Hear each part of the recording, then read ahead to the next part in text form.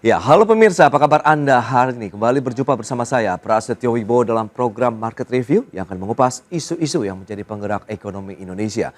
Live streaming kami bisa Anda saksikan juga di idxchannel.com. Dan langsung saja kita mulai Market Review selengkapnya.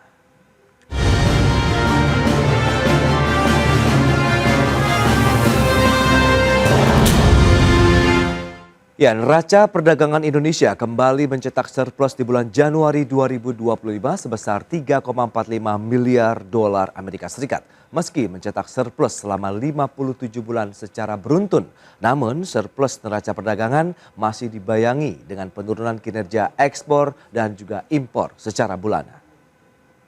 Neraca perdagangan barang mencatat surplus sebesar 3,45 miliar US dollar atau naik sebesar 1,21 miliar US dollar secara bulanan. Dengan demikian, neraca perdagangan Indonesia telah mencatatkan surplus selama 57 bulan berturut-turut sejak Mei 2020. Surplus pada Januari 2025 ini ditopang oleh surplus pada komoditas non-migas. Badan Pusat Statistik mencatat neraca perdagangan Indonesia kembali mencetak surplus sebesar 3,45 miliar dolar Amerika Serikat pada bulan Januari 2025. Surplus neraca perdagangan didukung kinerja ekspor yang mencapai 21,45 miliar dolar Amerika berbanding dengan impor sebesar 18 miliar dolar Amerika. Dengan demikian, Indonesia mencatatkan surplus neraca perdagangan selama 57 bulan beruntun sejak Mei 2020 lalu. Adapun nilai ekspor Indonesia sepanjang bulan Januari 2025 tercatat 21,45 miliar dolar Amerika atau turun 8,56% dibandingkan Desember 2024 sebesar 23,46 miliar dolar.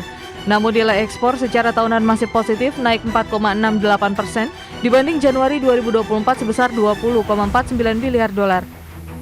Sementara itu nilai impor di bulan Januari 2025 mencapai 18 miliar dolar Amerika atau turun 15,18% dibanding Desember 2024 yaitu 21,22 miliar.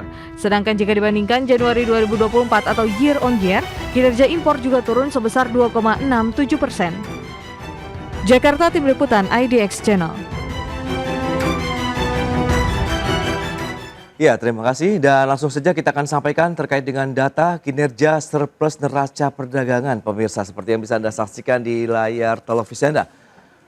Baik, ini dia kinerja surplus neraca perdagangan dari bulan Juni 2024 sampai dengan Januari 2025. Ya, surplus masih terus berlanjut dalam beberapa bulan terakhir tercatat di bulan Januari naik dibandingkan dengan Desember 2024 dari 2,24 miliar menjadi 3,45 miliar dolar Amerika Serikat. Dan selanjutnya kita lihat bagaimana dengan kinerja surplus neraca perdagangan Indonesia di bulan Januari. Ditopang oleh ekspor 21,45 miliar dolar, sementara impornya 18 miliar dolar Amerika Serikat. Sehingga surplus terjadi 3,45 miliar dolar Amerika Serikat.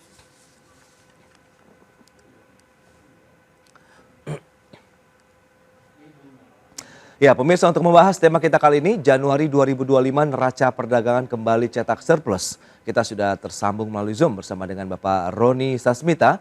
Beliau adalah analis senior Indonesia Strategic and Economic Action Institution. Halo Pak Roni, apa kabar? Halo, apa kabar Mas? Kabar baik juga, terima kasih Pak Roni atas waktu yang disempatkan. Kemudian sudah bergabung Pak Handito Juwono, Kepala Sekolah Ekspor Nasional sekaligus Ketua Bidang Pembinaan, Pendidikan dan Pengembangan Ekspor dari Gabungan Pengusaha Ekspor Indonesia GPEI. Ya halo Pak Handito, apa kabar? Kabar baik Mas Pras. Baik, terima kasih atas waktu yang disempatkan dan sebelum membahas lebih jauh, Pak Roni, kita akan lihat bagaimana kinerja neraca perdagangan di bulan Januari kembali mencetak surplus 3,45 miliar. Lebih tinggi sekitar 1,21 miliar dibandingkan dengan Desember 2024. Kemudian lebih tinggi juga 1,45 miliar dibandingkan dengan Januari tahun sebelumnya. Apakah sudah sesuai kondisi ini dengan konsensus dari ekonom sendiri? Ya, silakan Pak Roni. Menurut saya sih kalau dari pandangan saya, beberapa pantauan dari teman-teman juga, ini kan nggak terlalu jauh berbeda ya dengan prediksi kami dan tidak terlalu jauh berbeda dengan habit ekspor kita di awal tahun gitu loh. Memang ada perbedaan sedikit dengan 2004 dibanding dengan 2003 gitu. Bahwa ekspor kita turun dibanding 2003 di Januarinya, sementara dibanding Januari 2024 di 2025 ini kita terbilang naik 4%-an. Tapi dibanding Desember itu turunnya cukup besar ya, 8%. Cuma seperti sebelumnya juga logikanya bahwa surplus yang kita dapat di setiap bulan rata-rata itu karena impornya jauh turun ya ketimbang ekspornya gitu loh. Jadi tetap gap antara ekspor dan impor itu tercipta gara-gara impornya ternyata turunnya jauh lebih besar sebagaimana data yang kita lihat tadi gitu loh. Cuma untuk strukturnya sesuai prediksi kami bahwa terjadi penurunan di awal tahun untuk untuk bahan baku mineral seperti batu bara gitu loh, CPO untuk awal itu biasa, habit yang biasa gitu. Cuma memang ada harapan di tahun 2025 ini karena dibanding tahun lalunya kita jauh lebih baik, jadi trennya dan ekspektasinya cukup menjanjikan ke depannya ya. Walaupun tantangan secara geopolitik masih sangat berat gitu loh. Secara internal domestic supply chain juga masih sangat berat untuk mendukung ekspor kita gitu. Itu dulu untuk dari saya, Mas. Baik, itu dia. Masih ada tantangan juga ya dari sisi internal. Nah, Pak Handito melihatnya bagaimana terkait dengan kinerja surplus perdagangan kita tadi memang masih diwarnai dengan penurunan kinerja ekspor maupun impor. Iya, saya sih melihat ada sesuatu yang mudah-mudahan bisa memberi harapan ke depannya. Kalau kita lihat rekod Januari gitu 2025 ini kan kenaikan ekspornya dibandingkan dengan Januari tahun lalu itu kan lebih besar dari impor kan gitu ya. Jadi sehingga kita masih melihat ada kemampuan tumbuh lebih besar lagi gitu. Dan kalau memang dibandingkan dengan Desember ekspornya turun, tapi itu kan siklus ya. Kalau ekspor kalau di Desember kan ke restoran habis-habisin biasa lah. Tapi yang pasti memang kalau kita lihat dari tahun 2024 ke 2025 ini ada nada positif. Nah, ada sesuatu juga yang kemarin breaking news-nya dari Istana kan Pak Presiden Pak Prabowo kan mengumumkan itu berlakunya DHE yang baru per 1 Maret. Buat eksportir kadang-kadang itu dianggap sebagai sesuatu yang ini mau mengurangi semangat. Tapi kalau saya melihat ini berarti pemerintah memberi perhatian besar, berharap besar kepada ekspor Indonesia. Makanya DHE-nya diminta untuk ditahan lebih lama dan dikomprehensif begitu. Nah, saya berharap itu dari sana kemudian setelah pemerintah mengharapkan mendapat sesuatu dari DHE tadi, nah ini akan ada insentif ekspor nih, insentif ekspor yang akan lebih besar dan apalagi buat eksportir pemula. Jadi artinya saya sih melihat sinyal awal tahun ini positif, tetapi ini momentumnya harus digas gitu ya. Nah, pemerintah perlu memberikan insentif-insentif dengan terkait dengan pengembangan ekspor khususnya eksportir yang belum besar gitu ya, di luar yang kena DHE itu. Nah, ini kita dorong. Nah, ini kalau ini kita bisa lakukan, saya lihat momentumnya akan bagus banget itu mestinya. Oke, Pak Handito. Nah, kalau bicara mengenai faktor yang menjadi trigger, akhirnya melonjak kembali begitu surplus neraca perdagangan di bulan Januari tahun ini, apa yang bisa Anda lihat begitu? Ya, jadi kalau kita lihat triggernya sebenarnya masih saja kita melihat kecenderungan komoditi itu lagi ya. Saya kebetulan kemarin saya lagi muter-muter di beberapa kota di Jawa Timur. Nah, saya ketemu salah satunya dengan pelaku usaha yang sebenarnya orientasinya ekspor, tetapi lebih banyak impornya nih sekarang. Rempah ini padahal ya, rempah bumbu gitu, dia masih harus impor dari beberapa negara bahan-bahan bakunya gitu. Nah, saya sudah bilang, ini kalau di depo ekspor kita lagi dorong-dorong ekspor nih. Terus kasih list tuh produk-produk yang ada di rempah dan produk-produk pertanian Indonesia. Dia dipetanin satu terus dia bilang, ini jangan sekian banyak ini puluhan ini yang Indonesia sekarang masih bisa bersaing. Quote-unquote lawan Taiwan, lawan Vietnam, itu cuma 3 dia bilang gitu. Nah, itu lengkuas, kunyit, sama satu lagi lada putih dia bilang. Yang lain, kita ini sudah keteteran ini. Nah, saya melihat ini sebagai sebuah hal yang harus kita koreksi gitu ya. Oke. Nah ini saya bilang ini jangan-jangan 3 ini lama-lama nanti ada yang berkurang lagi nih. Karena mereka melakukannya secara integrasi gitu. Bagaimana pembangunan pertanian dikembangkan dengan baik, yang ngurusin untuk pengembangan ekspor ini didorong dengan bagus gitu, sehingga produktivitasnya lebih tinggi gitu. Tidak hanya di produk pertanian ya, tapi juga pengolahan hasil produk pertanian. Nah, ini mirip dengan Indonesia sebenarnya. Kita duluan, tapi kita ketinggalan. Nah, saya melihat fenomena ini yang harus kemudian kita kembangkan ke depan. Saya berharap dari dana DHE yang kemudian mudah-mudahan bisa memberi insentif ekspor itu dikonsentrasikan kepada produk-produk tertentu andalan kita yang kita punya kemampuan tapi harus dikembangkan lagi gitu, Mas Pras.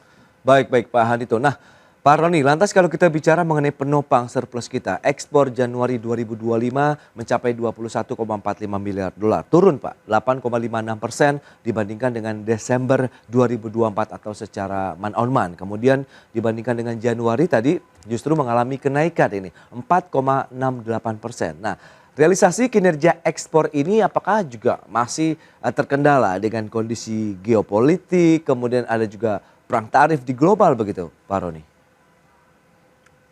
Ya, yang pertama kan pertama angka kenaikan 4, sekian persen ini masih di bawah pertumbuhan ekonomi lah ya, Oke. yang kita dapat gitu loh. Kita berharap itu bisa mencapai minimal sama dengan pertumbuhan ekonomi sehingga kontribusinya pun bisa kita harapkan cukup kontributif terhadap pertumbuhan gitu. Soal yang kedua soal strukturnya juga kita lihat majority mostly masih dari ekstraktif, industri ekstraktif terutama pertambangan gitu. Yang kedua manufacture kita masih di level teknologinya medium lah ya, nggak terlalu tinggi banget karena ini karakter developing countries gitu, emerging market gitu, bahwa food, alas kaki dan tekstil ini sangat-sangat tradisional. Ini juga menjadi tantangan kita ke depannya, bukan hanya geopolitik. Kalau geopolitik itu udah musiman ya, kalau di Amerika itu terjadi pergantian itu udah kita harus terima lah gitu loh, terutama kalau Donald Trump dan karakter pemimpin semacam Donald Trump yang lebih proteksionalis dan nasionalis, itu tarif itu senjatanya lah, itu udah sejak dari dulu. Bagi saya pembelajar sejarah ekonomi itu bukan hal yang baru lah, di Amerika itu terjadi gitu, ini siklusnya gitu. Jadi tantangan geopolitik ini akan membuat perang dagang ini semakin bergema, sehingga ada tantangan dan ada peluang bagi Indonesia gitu. Ketika tarif naik, kalau dihadapkan ke Indonesia, kemarin saya diwawancarai oleh salah satu media ekonomi, bagaimana kalau Trump benar-benar mewujudkan reciprocal tarifnya gitu loh. Ya berarti itu mirroring, saya bilang gitu kan. Kalau Indonesia tinggi dia akan kasih tinggi, kalau Indonesia rendah dia akan kasih rendah gitu loh. Jadi bagaimana kita memainkan kartu dagang ini dalam konstelasi geopolitik internasional saat ini gitu loh. Nah, kembali ke cerita saya awal tentang struktur dan model ekspor kita yang masih ditopang oleh extractive industry gitu loh. Ini menjadi, kalau bahasa ekonomi internasionalnya, comparative advantage sebenarnya yang harus kita manfaatkan sebesar-besarnya gitu. Indonesia itu punya batu bara besar dan Cina lagi butuh-butuhnya, ya kita harus kasih gitu. Sebelum Cina benar-benar beralih ke renewable energy gitu, kita harus kasih gitu. Kita harus manfaatkan itu, dan seperti yang Bapak bilang tadi soal DHI ini harus kita tarik ke Indonesia.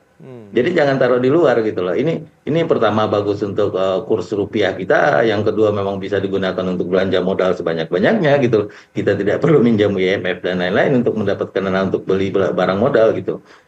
Itu yang paling kita harus tekankan gitu dari struktur ini. Yang kedua, memang cerita dari Bapak soal di daerah yang diekspor itu barang pertanian, produk komoditas pertanian yang sifatnya primary juga harus kita ubah gitu, sehingga ada competitive advantage-nya. Sampai kapan kita menjual comparative advantage, suatu saat orang juga akan punya itu gitu loh.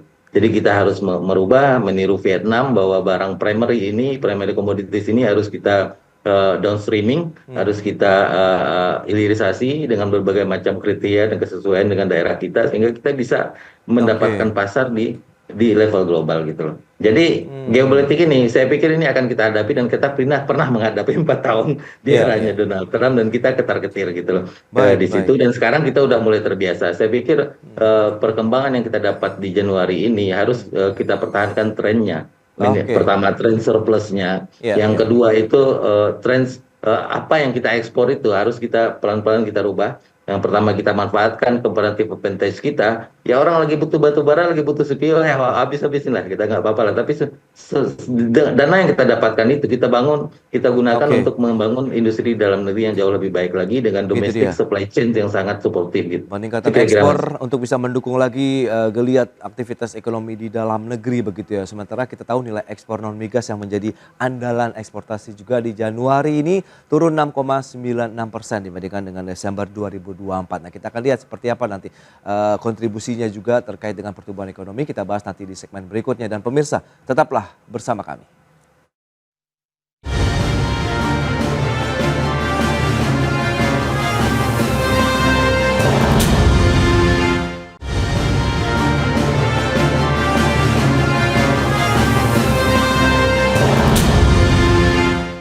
Ya, terima kasih Anda masih bergabung bersama kami pemirsa. Berikut ini kembali kami sampaikan data untuk Anda terkait dengan kinerja ekspor komoditas non-migas unggulan Indonesia.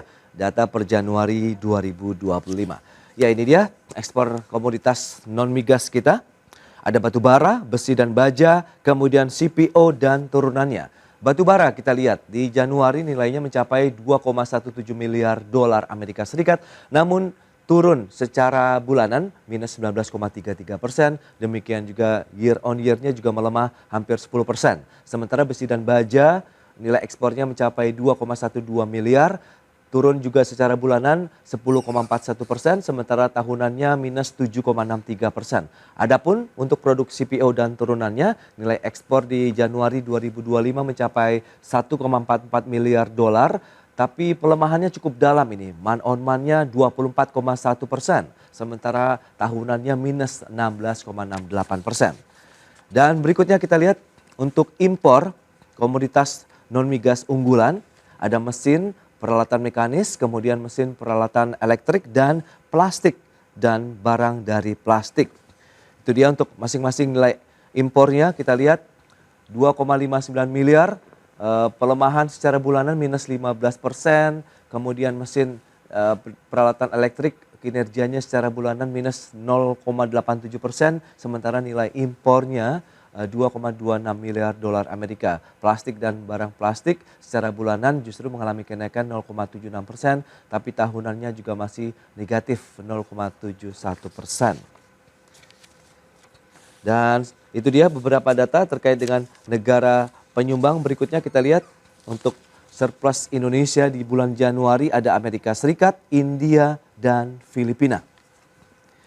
Baik, kita lanjutkan kembali perbincangan bersama dengan Bapak Roni Sasmita, kemudian juga ada Pak Handito Juwono. Baik, nah menyikapi dengan beberapa data tadi yang sudah disampaikan Pak Roni, lantas bagaimana Anda melihat dari beberapa kinerja ekspor non-migas kita, kemudian dari sisi importasinya juga rata-rata mengalami tekanan begitu. Apakah ini menjadi sinyal juga yang perlu dicermati oleh pemerintah, dunia usaha begitu, atau pemangku kepentingan lainnya terkait dengan aktivitas ekonomi ataupun industri di Indonesia nih Pak Roni?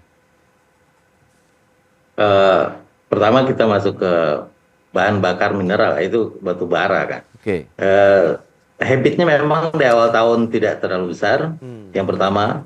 Yang kedua, memang Cina di awal tahun ini lagi memperlihatkan tren yang cukup positif. Tapi untuk ekspornya biasanya memang di awal tahun Cina itu tidak terlalu langsung booming ya di awal tahun itu. Tapi sampai 10-20 tahun ke depan Cina itu akan consume batu bara kita. Gitu. Sampai mereka bisa benar-benar beralih kepada renewable energy 30%-an gitu. Sekarang baru 15%. Jadi batu bara ini pasar masih prospektif, terutama kalau kita berbicara 4 tahun masa kepemimpinan Donald Trump yang tidak terlalu peduli dengan renewable energy gitu loh. Dia langsung keluar dari Paris Accord itu. Ini pasar batu bara ini akan sangat prospektif ke depannya. Bukan hanya untuk Indonesia, tapi karena kebetulan Indonesia adalah salah satu penghasil dan yang negara yang memiliki reserve batubara yang cukup tinggi, saya pikir ini harus dimanfaatkan gitu loh. Yang kedua, kalau CPO ya kita tahu dia turun karena dalam beberapa tahun kita masih berjibaku dengan Eropa. Jadi ini harus dicarikan solusinya oleh pemerintah bahwa pasar Eropa harus diversified segera. Salah satunya India itu salah satu pasar prospektif kita untuk CPO gitu. Timur Tengah, Afrika, Amerika Latin juga negara-negara yang tidak banyak menghasilkan CPO itu harus menjadi PR pemerintah bahwa pasar Eropa ini kalau kita hadapi terus gitu loh, mereka akan melawan terus karena Oke. bukan karena faktor aturan, bukan karena faktor apa namanya pembabatan hutan, karena Eropa itu punya produk saingan yang sama gitu, rapsi dan lain-lainnya. Jadi ini udah perang dagang asli kalau dalam komunitas yang sama dengan CPO gitu loh. Jadi pemerintah harus segera mencarikan ini pasar barunya. Ini PR pemerintah karena CPO ini salah satu kita ke komparatif kompetitif kita cukup tinggi, cuma Oke. kita dan Malaysia yang punya gitu, yang menguasai pasar dunia Hmm. gitu. Kalau impor gitu, saya pikir ya standar lah ya kita kalau dalam keadaan seperti ini kita mengimpor banyak BBM yang udah jadi, BBM yang membebani neraca perdagangan kita selama ini, salah satunya BBM gitu. Yang kedua itu bahan pembantu ini karena industri dalam negeri kita seperti yang saya ceritakan tadi, domestic supply chain kita itu tidak sama dengan Cina gitu. Kalau Cina itu kan produce everything gitu loh.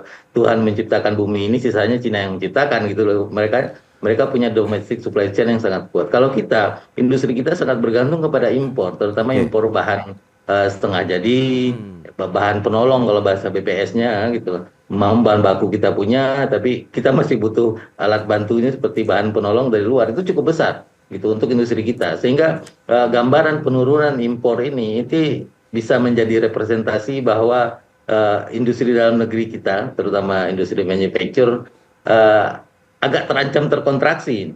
Walaupun bahasa Oke. saya cukup lama bilang bahwa industri kita sedang mengalami premature deindustrialization kalau bahasa Wow. ekonomi Oke, gitu. oke. Baik, Ini baik. juga harus menjadi PR bagi pemerintah bahwa Ya, pertama impor ini harus tetap tidak mengganggu industri di dalam negeri. Bagaimana baik. caranya pemerintah menumbuhkan industri di dalam negeri dengan domestic supply chain, pelan-pelan kita keluar dari ketergantungan impor bahan baku dan lain-lain. Itu kira-kira Mas. Baik, itu dia analisis yang menarik dicermati begitu ya terkait dengan kinerja ekspor begitu yang kita harus mencari lagi negara-negara tujuan ekspor lainnya, diversifikasi, kemudian bagaimana juga intensifikasi perlu dilakukan untuk meningkatkan bagaimana produktivitas bahan baku di dalam negeri. Nah, Pak Handito, kalau kita bicara mengenai pengembangan ekspor, nah ini menarik, sektor non migas kita juga di bulan Januari memang rata-rata masih mengalami tekanan. Peluang, potensi ataupun kreativitas apa yang perlu kita lakukan untuk bisa menggenjot lagi dari komoditas unggulan ekspor kita begitu di tahun 2025 ini? Iya, pengembangan ekspor ini harus kita prioritaskan dengan segera dan saya yakin gitu, saya confident ini dengan memanfaatkan tiba-tiba ada dana DHE yang cukup besar, pasti pemerintah akan mendorong ini ekspor karena perhatian pada ekspor meningkat. Dan ketika mendorong ekspor, memang kita bicara tentang begini. Tadi disebut soal comparative advantage Indonesia. Saya rasa kita perlu menambah comparative dan competitive advantage. Kita perlu berkonsentrasi kepada beberapa produk yang kita punya yang kita bisa hilirisasi. Saya lebih suka menggunakan istilah reindustrialisasi karena industrialisasinya sudah turun. Nah, ini harus reindustrialisasi. Nah, produk-produk yang tadi kan kita lihat CPO turun, besi baja turun, batu bara turun, nggak apa-apa, biarin aja turun, asal nggak terus-terusan ya. Tetapi justru ini harus jadi momentum untuk membangun industrialisasi, khususnya di sektor-sektor pertanian, perkebunan, perikanan. Nah, membutuhkan insentif ini, membutuhkan dorongan untuk pengembangannya. Kan ada Satgas hilirisasi, konsentrasi ke energi gitu ya. Oke. Ada Menteri Investasi dan Hilirisasi. Nah, ini kan menunjukkan sinyal. Kalau saya melihat sinyal positif dari negara bahwa kita mau melakukan hilirisasi atau industrialisasi kembali. Nah, hanya saja perlu fokus nih. Nah, kembali pada pengalaman teman-teman tadi, saya berkaca kembali kepada Vietnam gitu ya. Mereka memberi dorongan tuh. Pertanian diberesin, kemudian industrialisasi diberesin. Saya kemarin sempat diskusi tentang, loh gimana ini kalau melihat begini, kita mau ekspor kemana? Eropa, Amerika ternyata masih bisa. Produk-produk Indonesia yang tadinya pertanian raw material ini, kalau kita bisa tingkatkan dengan baik, industrialisasinya akan masuk gitu pasti ke pasar-pasar Eropa dan Amerika. Nah, tergantung sekarang ini kemauan kita, tergantung komitmen kita. Saya yakin kalau pemerintah dan pelaku usaha kemudian kita bisa bersatu untuk mengembangkan industrialisasi kembali produk-produk pertanian Indonesia, sekali lagi pertanian, kehutanan, perikanan, dan perkebunan gitu ya, maka itu punya potensi besar. Nah, sekarang pertanyaannya mau nggak kita melakukan itu gitu. Saya yakin pemerintah mau, mudah-mudahan kita semua juga mau. Baik, baik Pak Andito. Nah, lantas strategi apa saja yang harus dimatangkan begitu, dirumuskan begitu untuk menjaga bahwa tren surplus masih tetap terjaga, tapi itu dia kualitas dari ekspornya, kemudian importasinya benar-benar dibutuhkan untuk bahan baku. Kita bahas lagi di segmen berikutnya, kita akan jeda dulu sebentar. Pemirsa, kami akan segera kembali sesaat lagi.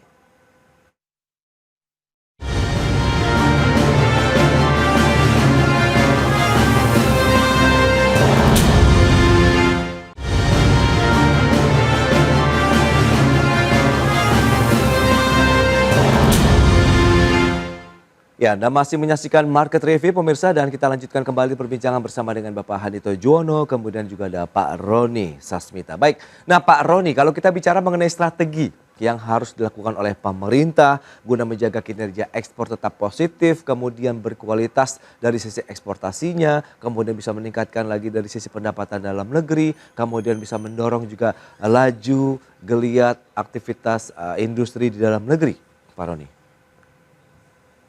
Yang pertama kita kembali ke yang lebih makro dulu ya. Bahwa untuk menjadi negara maju, kalau kita belajar dari Jepang, dari Korea, Taiwan, Jerman atau Amerika, kontribusi ekspor ini harus kita tingkatkan terhadap pertumbuhan ekonomi. Itu nggak bisa tidak. Gitu. Kalau kita bicara terakhir ke Cina, Cina itu tumbuh karena dua bidang utamanya aja. Foreign direct investment yang tujuannya adalah untuk ekspor. Sehingga dengan ekspor yang sangat besar, Cina itu punya devisa yang terbesar di dunia hari ini gitu loh. Karena ekspor gitu, kita nggak bisa dapat dolar, kita nggak bisa dapat mata uang asing itu cuma dengan dua cara. Yang pertama ekspor, yang kedua yang ngutang gitu loh, ngutang ke IMF gitu. Karena rupiah kita kan tidak berlaku di luar, jadi untuk transaksi internasional kita butuh dolar, kita butuh mata uang internasional yang kita dapatkan cuma melalui ekspor. Jadi ini catatan bagi pemerintah gitu. Kalau pemerintah Prabowo menginginkan Indonesia cepat maju 2025, itu ekspor ini harus ditingkatkan. Pertama itu untuk mempercepat reindustrialisasi seperti yang Bapak bilang tadi, karena industri domestik itu majunya susah Pak. Baik. Yang paling cepat maju itu adalah industri yang berorientasi ekspor karena pasarnya kompetitif, kita bersaing dengan berbagai negara. So setiap company yang berorientasi ekspor itu pasti akan meningkatkan biaya risetnya, meningkatkan inovasi dan kreativitasnya untuk bersaing di tingkat global gitu loh. Jadi ekspor ini yang pertama harus menjadi prioritas pemerintah. Kita harus menggeser. Kita bersyukur kita punya kontribusi konsumsi rumah tangga yang cukup besar, tapi kita tidak bisa selamanya bergantung seperti itu, karena kita akan mengalami domestic supply chain decay seperti yang dialami oleh Amerika gitu loh. Domestic supply chain-nya itu membusuk karena sangat tergantung kepada impor, karena impor lebih murah. Kenapa impor lebih murah? Karena mereka mengutamakan konsumerisme. Konsumen itu semua barang harus murah. Ya peduli amat produksi di mana gitu, yang penting gue datangkan, konsumen senang. Kan ini ada efek negatifnya. Jadi kita harus geser. Investasi dan ekspor itu harus memberikan kontribusi yang besar kepada pertumbuhan ekonomi. Nah, kalau itu besar, maka lapangan pekerjaan akan lebih banyak tercipta, kualitas lapangan pekerjaan akan jauh lebih tinggi. Itu yang pertama. Yang kedua, seperti yang Bapak bilang tadi, juga saya sepakat bahwa comparative advantage ini harus kita manfaatkan semaksimal mungkin. Di tengah jalan kita harus melakukan peningkatan competitive advantage. Jadi kita nggak melulu bergantung kepada CPO, kepada batu bara. Kita harus melakukan hilirisasi dan kita harus pilih satu dan beberapa yang harus kita utamakan. Gitu. Di otomotif mungkin kita udah kalah gitu loh. Kita harus cari yang lain. Mungkin di baterai, kata Pak Luhut pinginnya di baterai, let's do it. Tapi do it the best gitu loh. Itu yang terbaik gitu loh. Atau cari bidang yang lain gitu loh. Itu yang paling penting. Yang ketiga itu diversifikasi pasar. Itu saya harus kita nggak bisa bergantung kepada primordial market kita yang Amerika, Cina gitu. Ini Eropa dunia ini luas. Kita harus melakukan diplomasi ekonomi, bukan hanya diplomasi politik dan geopolitik. Itu yang harus segera dilakukan. Ya, itu dia beberapa hal yang mungkin harus segera dilakukan begitu ya, menjadi bagian dari upaya menjaga kinerja ekspor, kemudian importasi yang juga tetap terjaga dengan baik. Nah, Pak Handito, lantas bagaimana Anda melihat begitu? Apakah kita harus mengoptimalkan pasar di dalam negeri atau tetap kita mencari pangsa pasar di luar negeri? Meskipun tadi dari sisi competitiveness-nya kita juga masih harus meningkatkan lagi daya saing Indonesia. Iya, saya rasa ini kan terkait dengan kebijakan Kementerian Perdagangan ya. Menteri Perdagangan kita Bapak Dr. Budi Santoso punya 3 program prioritas tuh ya. Menjaga pasar dalam negeri, 2 memperbesar akses pasar, dan ketiga UMKM bisa ekspor. Dari 3 program itu kan kelihatan banget gitu bahwa 2 diantaranya adalah kita maju ke depan gitu, ekspansif gitu, ketika ke luar negeri. Artinya apa? Saya sangat apresiasi apa yang dilakukan oleh Pak Menteri Perdagangan yang konsentrasi untuk pengembangan ekspor yang lebih kuat lagi, dan beliau mengajak berbagai pihak ini di tengah efisiensi biaya atau anggaran gitu, beliau masih bisa melakukan kegiatan-kegiatan yang memberi kesempatan gitu pada berbagai pihak untuk aktif. Nah, ini perlu kita dukung. Nah, kalau sudah berbuat maksimal di Kementerian Perdagangannya, tapi kalau yang diekspor kagak ada, ya nggak bisa. Nah, sependapat tadi dengan apa yang disampaikan Pak Roni, bahwa memang kita sudah waktunya ini membangun industri yang berbasisnya ekspor. Saya sih kembali berharap dari pemanfaatan dana DHE itu dipakai lah untuk memperbesar kemampuan industri di Indonesia untuk ekspor, membangun competitive advantage dengan melakukan industrialisasi harus dilakukan. Nah, industrialisasi ini harus dimulai dengan membangun manusianya. Kita ini sudah terlena ini. Ini kebetulan 14 tahun yang lalu di bulan yang sama dicanangkan gerakan kewirausahaan nasional. Saya waktu itu sebagai ketua tim koordinasi pembangunan wirausahanya di Kemenko Perekonomian. Setelah 14 tahun saya melihat banyak wirausaha tapi kepengennya dagang, dan dagangnya lebih nggak enaknya lagi impor.